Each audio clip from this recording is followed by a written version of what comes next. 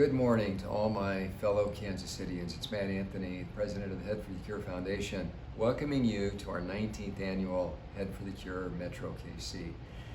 You're joined over video. Last year the whole event was over video. This year we're providing it over video for many of you, but several thousand, 3,000 or so folks are out at Corporate Woods right now. Just completed the 5K and are enjoying a great morning.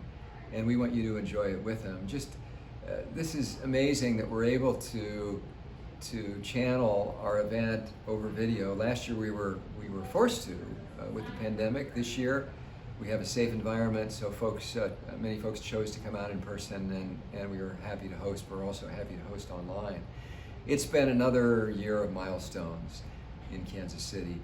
Nearly 150 teams, more than 3,000 people participated and volunteered, set records on sponsorship support, and as of press time, we're over $400,000 raised, including Team Chris Campbell, again our number one team, and her husband, Harry Campbell, Get Real Leadership and board member, who we announced Thursday surpassed $500,000 raised just through his Get Real franchise, his book selling and his speeches. So that comprises, again, a group of support from all of our teams that together has raised almost $7 million from our Kansas City event since our start, part of a $20 million that we raised through Head for the Cure events, nearly 200 of them over the past 19 years.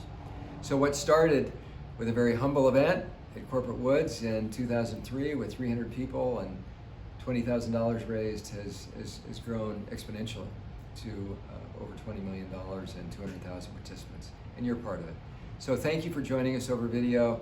Stay tuned for the rest of the program. Kelsey will introduce our sponsors. Really cool awards to give, our Keeping the Faith Awards and Legacy of Love, so stay tuned for that. You'll enjoy the program. And get out, lace them up, run around your block. Join us.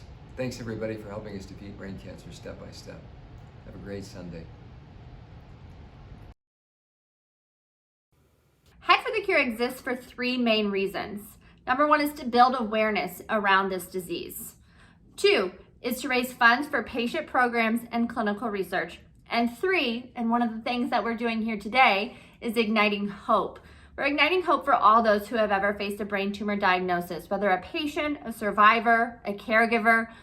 Hope is really one of the things that pulls us through. So by participating today, you are helping show others that they are not alone in this fight, that we are doing this together. Thank you so much for showing your support. We're so excited to say that we have phenomenal national sponsors again this year. VML-Y&R, International Advertising Agency. They helped ignite Head for the Cure the very first year in 2003, and they have always been a staunch supporter of Head for the Cure. Hi there, my name's John Cook. I'm the CEO of VML-Y&R. VML-Y&R is an advertising agency, and we're all over the world. We're about 13,000 people in about every place you can imagine, but we're headquartered right here in Kansas City, Missouri, and that's where we first met Head for the Cure. And that was 20 years ago, and we've been a proud sponsor and partner and teammates ever since, and we're proud of every one of those years and all we've been able to do together. And that's something that has obviously been part of our history for the last 20 years, but our commitment is it's something that will always be part of VML-Y&R going forward. Thanks for everything, Head for the Cure. Get Real Mindset by Harry Campbell. In his latest book, Get Real Mindset, he really challenges each individual to be the very best version of themselves and embrace change, which I think we've all gotten pretty good at in the last year for sure. NovaCure has been a feature at our events over the past 7 years. NovaCure's Optune device is FDA approved and used to treat glioblastoma patients. This device helps enhance the patient's quality of life.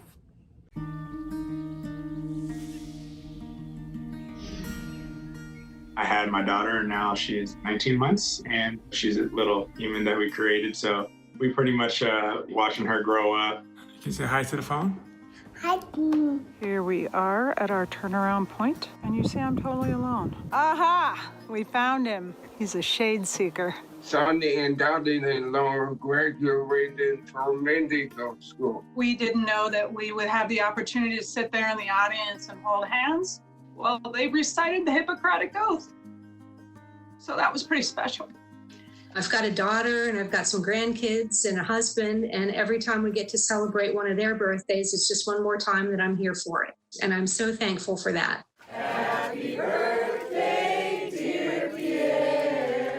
I gave Pierre a really special 60th birthday party last year, which also happened to fall on the day of his diagnosis anniversary 1 year. There were 55 people there, and they came from all over. Friends came from Texas, from Chicago, from Oregon, from Washington, and it was really special for him because it was all his friends really celebrating his life. My wife and I were able to go to Ireland this year, and we spent 8 days there, and it was a great time. This thing called a 5-peak challenge. You basically do the 5 highest peaks in San Diego in one day. I'd been training for that before, and I kind of took a break because obviously I had surgery. And I built myself back up. I accomplished the 5-peak challenge, which was a big feat for me. Pierre is a major football fan, being from Texas. So I bought tickets to a Chiefs game at Arrowhead Stadium in Kansas City and flew us out there for a game. During the halftime, the cheerleaders came and found us and gave him a signed ball by Chris Jones. So that was really amazing. I'm an avid guitar player, so I got back into doing that, and I played a couple live gigs and just doing that with the Optune on. So I wasn't going to let cancer or the thought of cancer and the diagnosis kind of take away from living my life. Each year on my craniversary, I send a note to my surgeon and to my doctor and just, tell them how appreciative I am that I'm still here to be able to send that note.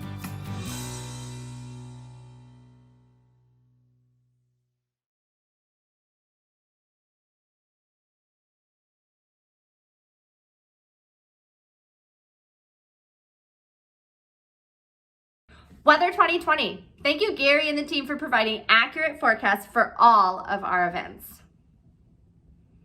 And new this year, Parisi Coffee. Through online givebacks and providing our morning coffee at our soon-to-be in-person 5Ks, Parisi Coffee is fueling our fight against brain cancer.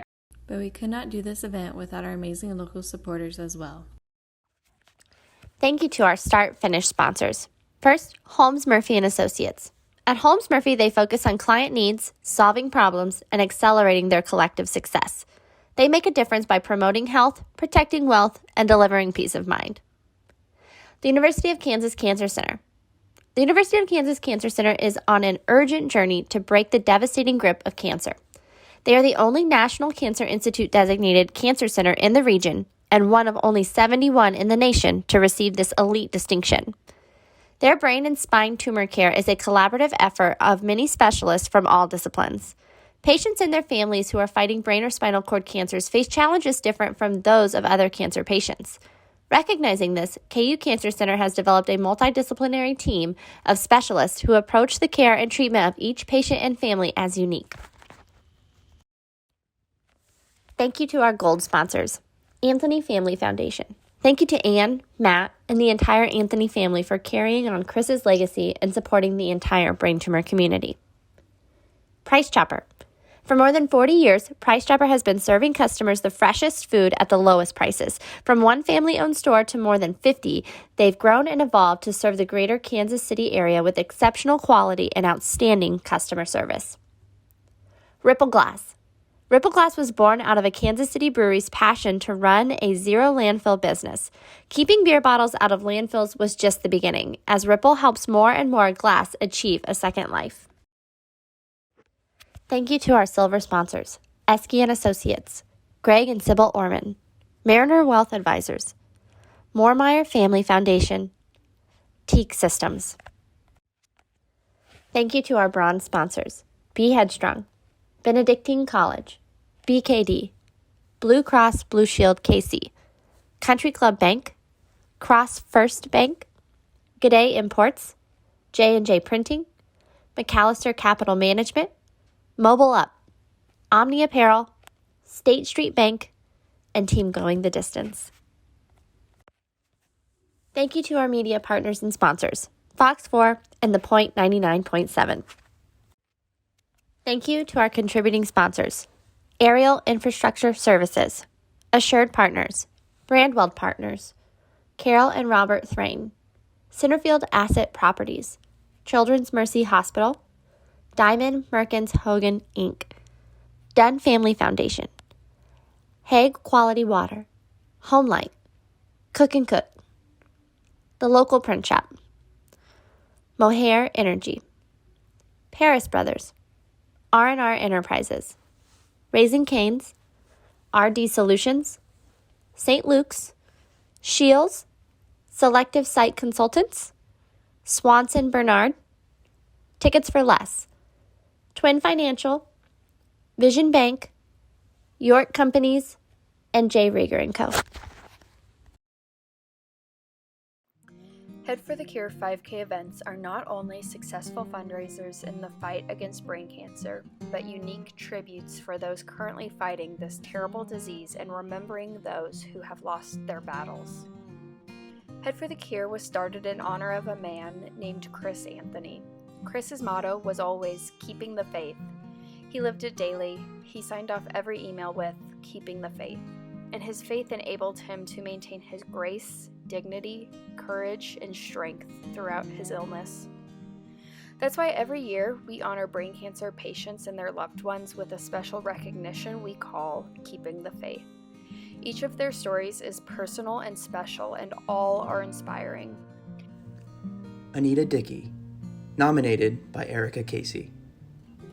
I got the call from my dad I will never forget. They found a brain tumor after an MRI for hearing loss. I processed. I texted my mom, "You are stronger than you know. I love you." She responded, "I am strong and amazingly calm. I feel pretty blessed to find it this way. We'll figure it out. Meanwhile, pray and be calm. Faith means without fear. I'll let you know when it's time to worry, but it isn't now." Anita has always been a woman of God. One of the major mantras that she instilled is that we come from a long line of strong, faith-driven women with strength through prayer. Through generations, our family have been prayer warriors. That is profound for me. It clicked when my grandmother passed away. After, I immediately felt that there was one less person on this earth praying for me every day. I can't explain it, but I knew exactly what it was, and it all made perfect sense. I talk to my mom almost every day, and her strength has never wavered. Mom kept most of this tumor news on the low until we had more information. After a little convincing, Mom decided that the best way to keep everybody updated was to start a Facebook group. We asked her what she wanted, it called, and without hesitation, she said, "Anita's Prayer Warriors." Her posts are all 100% positive. Here is one little snippet from her first post on Facebook. "I am so grateful for the physicians and God's hand in finding this so early and bringing me God's peace. Since I'm strong, have no symptoms, have love and prayers, and caught this early, it seems like I can be a great testimony. I am sleeping well and I'm not feeling afraid or alone at all. Thanks for your prayers and your part in my life and victory over the cancer. Today, I am proud to say that my mom's claim to fame is that she is a prayer warrior, and that legacy and fame will last generations." Trent Boone, nominated by Maribeth Boone. My hero is my son Trenton. At the end of his freshman year of college, COVID was shutting down the country.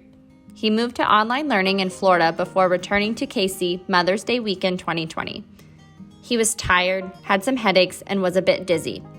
On June 29, 2020, we were told he had a mass on his brain and we were to go to Children's Mercy as it was typically a pediatric tumor in its location. On July 16th, after a biopsy was performed, we were told our son had a grade 2 diffused astrocytoma and it was sitting between the pons and the cerebellum. After further testing, it appears to be more of a grade 4 tumor. He did 6 weeks of radiation and chemo and has continued with the chemo daily since October 2020. During his treatment, he continued with school online at Florida Tech. He passed his 6 credits and was determined to go back to in-person class in January 2021. After not being very comfortable with the move, it took great courage and strength to ask to move back home and continue online this semester with 12 credits. He made the dean's list this spring. He reads math books for fun and wants to teach higher education math in the future. He is better equipped emotionally and physically now and will return to Florida for this fall semester. We have no doubt he will do great things. Although his tumor is inoperable, he continues to thrive and live and has big plans. Luann Fabian, nominated by Becca Crumrine. Luann retired from her lifelong career as a nurse practitioner in 2020. She was enjoying her life in Manhattan, Kansas, when suddenly brain cancer caused her to lose control of the left side of her body. She was diagnosed with glioblastoma on April 11, 2021. She received excellent care at KU Med over the last few months, but has chosen to stop treatments and enjoy all the moments she can at home. Luann's nickname at our house is Aunt Purple because she loves to wear purple clothing or jewelry. She is one inspirational lady. Eric Sullivan, nominated by Julie Schill. After the sudden onset of symptoms on April 4th, 2021, Eric was admitted to the ER in Helena, Montana, and a brain mass was discovered. Later that evening, he was flown to the University of Utah Health in Salt Lake City to meet with her neurosurgical team, which includes one of his past students.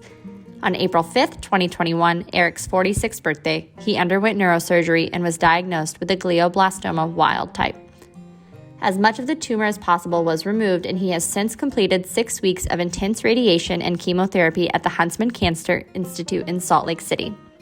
Eric is now home in Montana in his second of 6 rounds of chemotherapy. Eric and his wife Joanna made a promise that they would have one adventure for each treatment. They have kept that promise and have hiked, done backroad jeep rides, kayaking, camping, and more. Eric's signature joy for life and dry humor has remained a constant. Today, his fight continues, but he is turning attention back to his love for academics. Eric will return to teaching in the Carroll College Math Department this fall.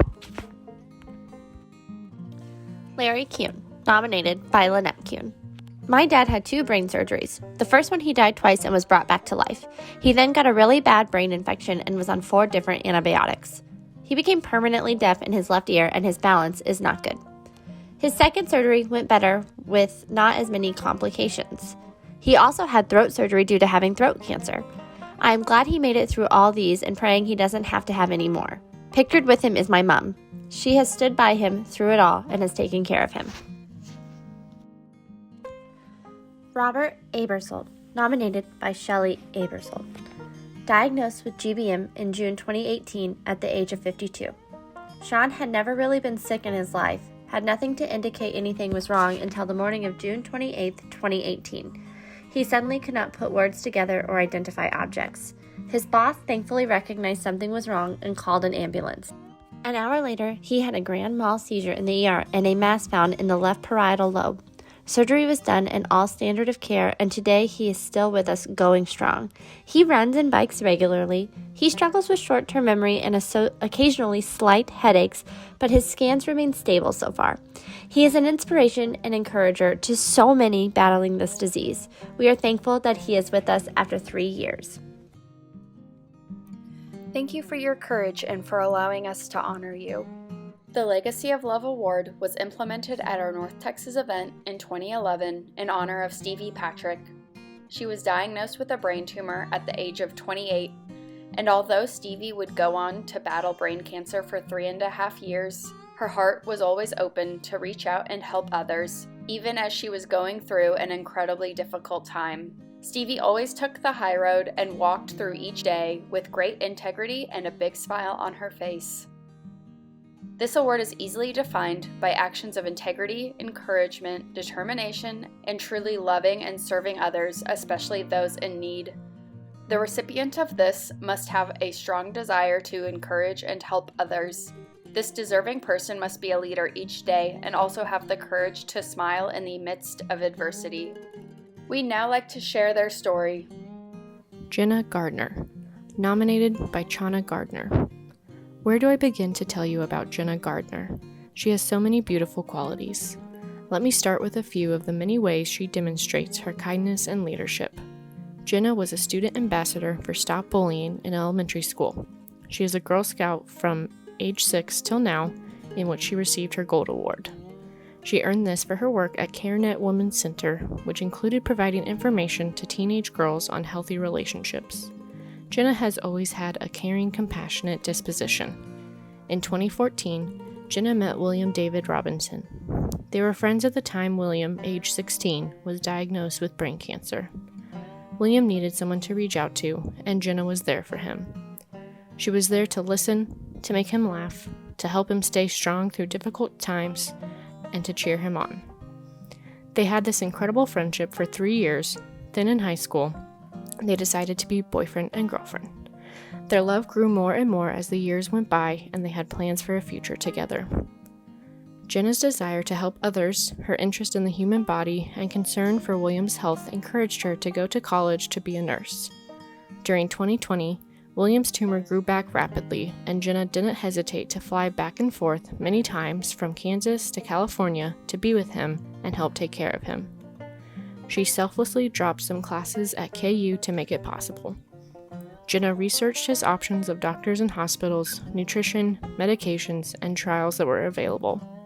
Her love and support encouraged him. Sadly, William passed away May 13, 2021. At 19 years old, Jenna lost the love of her life. Even though she is broken and devastated, she is determined to continue her schooling to be a nurse and take care of others. Jenna is our leader for this run and is doing it in honor of William David Robinson. Harry Campbell, nominated by Chris Campbell. Harry first became involved with Head for the Cure in 2003 as a friend of Matt Anthony to support the Anthony family in memory of Chris Anthony. Matt and Ann Anthony were called to Chris's hospital bedside the night of our engagement party in February earlier that year. Then just 10 months after our wedding and 4 months after that first Head for the Cure event, I was diagnosed with a brain tumor. My husband has been my biggest supporter since my diagnosis on February 6, 2004, and after May 17, 2004, when I learned I had an inoperable grade 2 astrocytoma.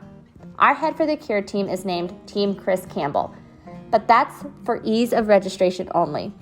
There are so many people that make the team possible, and none more so than Harry. Our team exceeded the milestone of $500,000 raised last year, in great part because of how Harry has rallied coworkers and friends in both Kansas City and across the country to support the cause. In 2011, Harry started planning a keynote speech on leadership and wanted to support Head for the Cure with his efforts. He chose for 100% of his gross speaking fees and all of his book proceeds to directly benefit Head for the Cure. He recently passed $500,000 raised for Head for the Cure since 2012, between Get Real Leadership in 2012 and then Get Real Culture in 2016, and finally Get Real Mindset in 2020. But it's his optimism that has helped me the most personally. I was blessed to become a stepmom when I married Harry, but we'd also planned to have more children. Following my diagnosis, we discussed and prayed and discerned over how to move forward. My diagnosis offered the prospect of a 5-year 50% survival rate and a 10-year 30% survival rate, including patients whose tumors could be resected, which mine could not. I asked, what if I'm not here in 10 years? And Harry responded, but what if you are? We have a 13-year-old son in addition to our 2 older children because of my husband's optimism, our shared faith, and a bit of my tenacity. Quality of life is also essential to brain tumor patients, and being a mom, stepmom, and wife are a huge part of my quality of life. When we were looking for a rally cry or tagline for our team, I decided to share my private prayer of many years. We named my tumor Louie after a diner in San Francisco where we discussed whether I should have the May 2004 surgery to biopsy the tumor and determine if it could be removed. My prayer and now our team motto is please cure Louie and all brain tumors. In addition to fundraising, Harry has furthered that effort by serving many years on the Head for the Cure board, supporting those who are trying to cure Louie and all brain tumors. Thank you, Harry, for being my greatest supporter and for translating that into a tremendous impact on Head for the Cure and the fight against brain tumors. I love you with all of my heart. Kevin and Linda Jorling, nominated by Lisa Jorling. I am nominating my parents Kevin and Linda Jorling for the Stevie Patrick Legacy of Love Award because I would not have made it through this brain tumor journey without them. My mom was the one that took me to the ER that day in 2013 when I was diagnosed. She spent every night with me in the ICU sleeping on the couch, even when visitors were supposed to have gone home. My dad took time off of work, kept the house running while my mom and I were in the hospital, visited me every day, and went on the search for the nearest McDonald's when I just had to have a McFlurry while in the hospital. After surgery, my parents were amazing caregivers. I had some hard days together right after surgery, but they stayed calm, cool, and collected while navigating this new world we were in. They woke me up to give me my medicines, drove me to occupational therapy, and my dad may or may not have made daily trips to my favorite ice cream shop to help me feel better. 6 weeks after surgery, I got cleared to return to K-State, and my parents made the 10-hour drive down with me. It was the hardest goodbye. Since then, I have had many ups and downs in this brain tumor journey, and they have been with me every step of the way. I will never be able to put into words how selfless, loving, and amazing the both of them are.